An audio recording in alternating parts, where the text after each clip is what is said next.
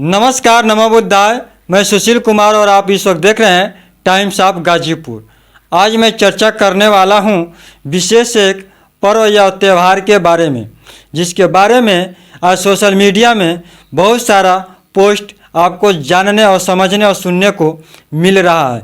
जी हाँ, जो मैं बात करने वाला हूं, आज का जो विषय है धम्म विजयदशमी, दशहरा, दुर्गा पूजा, पंडाल, इन एक त्यौहार के बारे में इतने सारे नाम क्यों रखे गए हैं। लिखित में तो नाम एक ही है, लेकिन अलग अलग क्षेत्रों में अलग अलग नाम और अलग अलग कार्यक्रम एक ही दिन ऐसा क्यों होता है, आज इसी के विषय में मैं चर्चा करने वाला हूं। वीडियो में नए हैं तो चैनल को सब्सक्राइब कर लीजिए, लाइक शेयर कमेंट जरूर कीजिएगा। आइए आज चर्चा करते हैं कि विजयदशमी और दशहरा क्यों मनाया जाता है। इन्हीं दो विषयों पर मुख्य रूप से चर्चा करने वाला हूं, यानी इन्हीं दो शब्दों के ऊपर। भारत में कई धर्म और संप्रदाय के लोग रहते हैं। त्यौहार है दशहरा और विजयदशमी, यही दो शब्द है और मैं इसी दो शब्दों पर मैं चर्चा करने वाला हूं।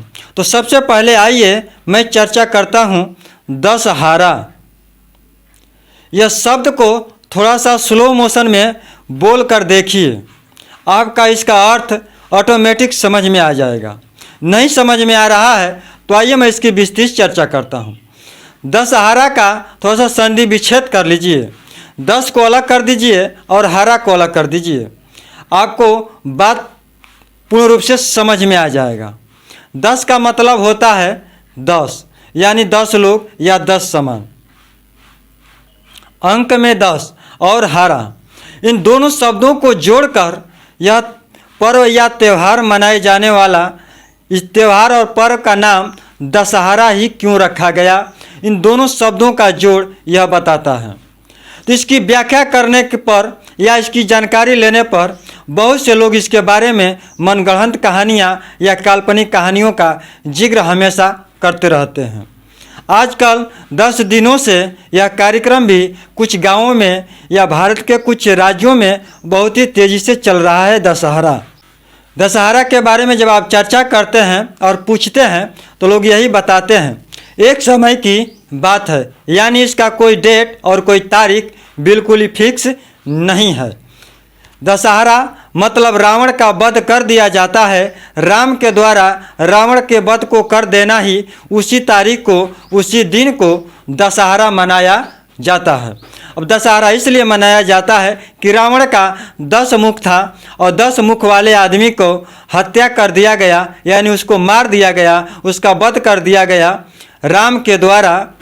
तब से यह दशहरा का पर्व मनाए जाने लगा, ऐसा लोगों की कहना है, लोग ऐसे ही बताते हैं।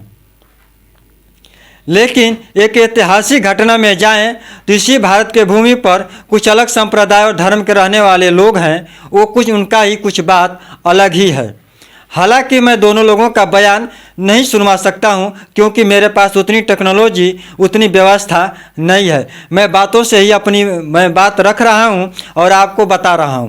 लेकिन मैं जो बातें बता रहा हूं और जो वीडियो में दिखा रहा हूं वो सिर्फ सोशल मीडिया से सुनी हुई बातें हैं और कही हुई बातें हैं। इसके प्रमाण के रूप में तमाम सोशल मीडिया में आप जा सकते हैं और इसके बारे में प्रमाण आप स्वयं ही ढूंढ सकते हैं। तो आइए मैं ऐतिहासिक जो घटना है, जो चर्चा है, उसके बारे में थोड़ी सी चर्चा कर देना चाहता हूं। आजकल दशहरा के ही पर्व पर विजयदशमी मनाया जाता है। जी हाँ, विजयदशमी भी उतना ही सत्य है कि जितना दशहरा है। विजयदशमी को भी आप संधि विच्छेद करते हैं, यानी अलग अलग करते हैं, तो उस शब्द का भी अर्थ आपको पता चल जाएगा। विजयदशमी यानी 10वें दिन विजय प्राप्त करना, विजय प्राप्ति का 10वें दिन ही विजयदशमी मनाया जाता है। यह घटना ऐतिहासिक है। सम्राट अशोक कलिंग पर जब युद्ध किए थे, जब युद्ध चल रहा था तो कलिंग पर विजय प्राप्त किए थे, और वह जो जिस दिन विजय प्राप्त का दिन था वह 10वां दिन था। तब से ही विजयादशमी मनाए जाने का पर्व सम्राट अशोक के शासनकाल में शुरू हुआ और इस पर्व को बहुत ही लोग प्रेम से मनाया करते थे। लेकिन यह भी एक घटना है कि सम्राट अशोक उसी कलिंग युद्ध के विजयदशमी के प्राप्त होने के बाद भी उन्होंने हथियार का त्याग कर दिया और उन्होंने धम्म विजयदशमी का घोषणा किए। तब से इस त्यौहार को धम्म विजयदशमी के नाम से जाना जाने लगा। अब आज भारत के कई हिस्सों में धम्म विजयदशमी का पर्व बड़े ही धूमधाम के साथ मनाया जाता है, लेकिन इसके पीछे कुछ दिनों तक यह त्यौहार ऐसे ही चलता रहा और कुछ दिनों के बाद एक और घटना घटती है। वह भी घटना बहुत ही अपने आप में दर्दनाक है। जी हाँ, सम्राट अशोक के वंशज यानी मौर्यों का शासनकाल का 10वां पीढ़ी चल रहा था, यानी चंद्रगुप्त मौर्य से लेकर के सम्राट अशोक और बीच में सभी राजाओं से गुजरते हुए 10वां पीढ़ी का शासनकाल चल रहा था।